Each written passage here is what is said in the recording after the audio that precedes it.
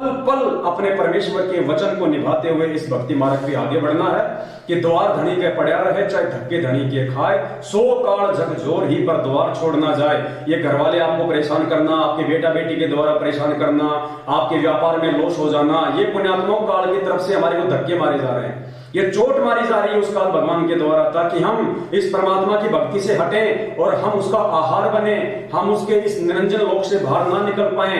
वो हमें फंसाने के लिए इस प्रकार के दुख जो है तकलीफें दुख दर्द देगा, लेकिन परमात्मा भी हमारे साथ रहेगा। वो बंदी छोड़ पीठ पीछे हमारे खड़ा रहेगा। यदि हम मर्यादा में रहेंगे तो परमात्मा हमारे को टूटने नहीं देगा, झुकने नहीं देगा, जब तक कि हम खुद टूटना और झुकना स्वीकार ना कर लें।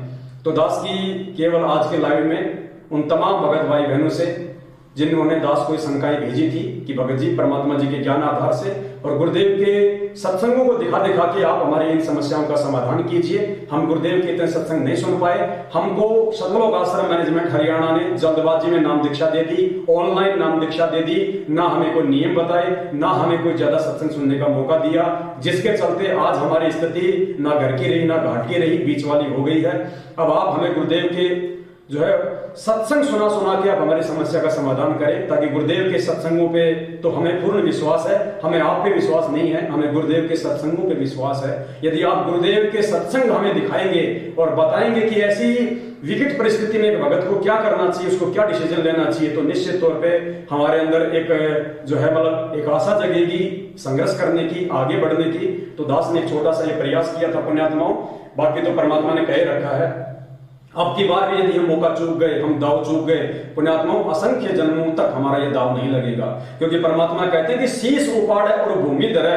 यानी एक भगत यदि अपने हाथ से अपना शीश उतार दे और फिर अपने पैर के नीचे रखे, तो कहते हैं शीश उपाड़ के भूमि धरे और ऊपर रखे पाव, कबीर का घर शिखर में तेरी गरज पड़े तो आओ। यानी परमात्मा को हमारी आवश्यकता नहीं है, हमें परमेश्वर की आवश्यकता होनी चाहिए। हमें अपने आत्म कल्याण के प्रति जागरूक होना चाहिए, चिंतित होना चाहिए। ये तो परमात्मा ने हमें मौका दिया है पुण्यात्माओं।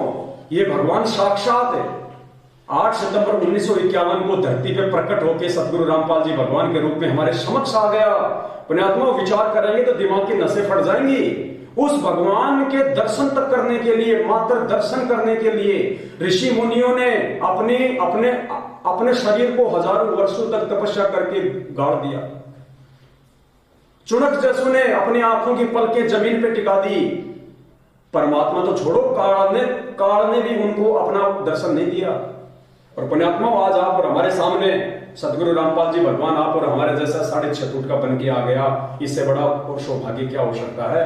अब तो केवल वो कर्महीन प्राणी होगा, वो निर्भागी प्राणी होगा जो अपने गुरु जी के वचन को तोड़ के कभी बीजेपी को वोट, कभी कांग्रेस को वोट, कभी हरियाणा के जाट आरक्षण में समर्थन, कभी गैंगस्टरों की सीबीआई जांच, कभी कुपात्र सतलोक आश्रम मैनेजमेंट हरियाणा को ज्योति पाठ और दान का पैसा, गुरुदेव के वचन को तार तार करेगा।